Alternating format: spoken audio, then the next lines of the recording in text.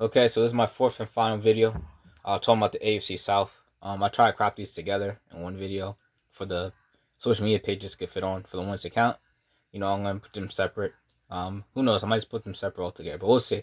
Anyway, uh, so this one's gonna be talking about the Tennessee Titans. So I just did the other three AFC South teams. So pretty much my format is give you my record, tell you if I think they'll go even, under, or above that record. Um, though I picked a general record, so it might sound a little contradiction, but it's not. It's just kind of how you refer it back to the betting ways, I guess. Um, so I give you that. I give you my reason why. I give you my bold prediction I have for the team last year if it ends up being part of this season. And I give you my bold prediction for them this year. And then I give you Adam Ranks, an NFL expert, kind of followed his predictions and then decide if the games I had the same on or different on the win loss record. And he did his prediction 3 months ago. So just know that this is one of the teams I think, for example, he would have a very different prediction on if he did it now. So, and he might have done it now because I think he did one on Twitch, but I could find the one that he did on YouTube. So, that being said, Adam Rank had the Tennessee Titans going 9-8. I have the Tennessee Titans going 12-5. I think that they're not likely to go over that win amount, so I'm going to say that they're most likely going to go. I'm pretty confident they're going to go 12-5. If I'm being honest, but I think they're going to go under worst case scenario, which I think their bottom is.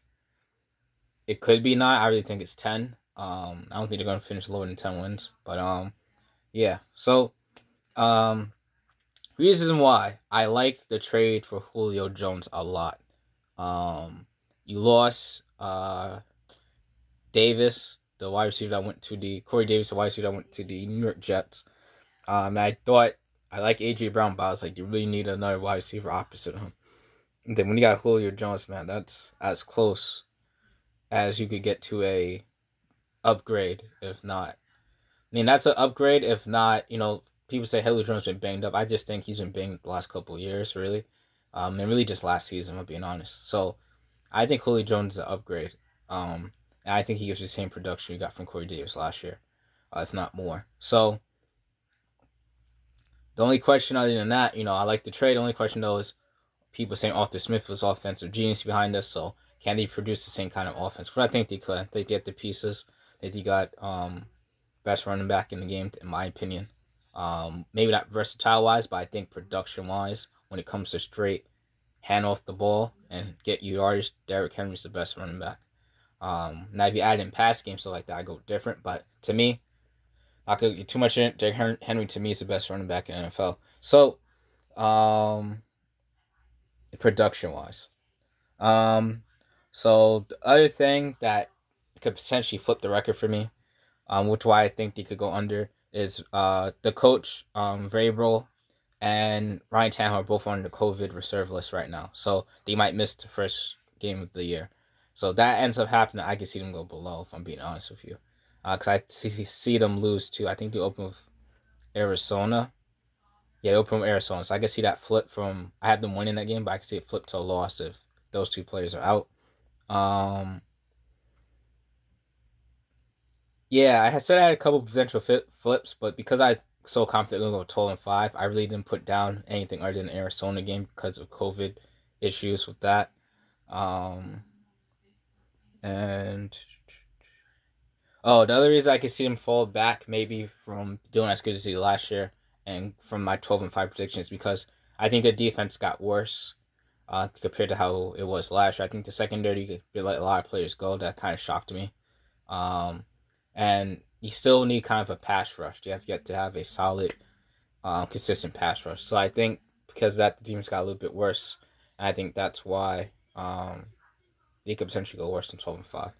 But I think they're gonna go 12-5. I'm being honest with you. Anyway, last year's bold predictions. I had them losing the division title to the Colts. That didn't happen. I had them being Indianapolis in the playoffs. That didn't happen. So those two bold predictions were wrong. My bold prediction from this year, I have two. I think they finished top 10 in rushing and passing offense. If that's not bold enough for you, my bold prediction, which is a more of a real bold prediction for you, is that they have a playoff rematch with the Baltimore Ravens in the first round.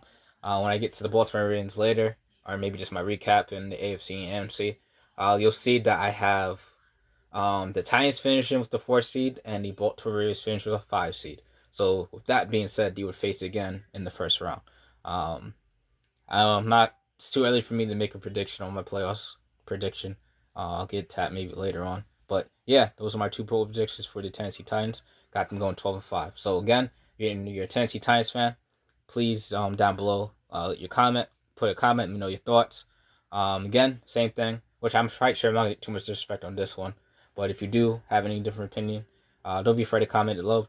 Comment it comment it down below, but just be respectful as I give respect out. Open for open debate, but just make sure you guys stay respectful all times. So that being said, I know I didn't say in other videos, but I'm gonna end this video because it's my last video of the day. Everyone, have a blessed day. Hope you all staying safe, having a joyful life, and always keep doing good in the world. All right, peace, guys.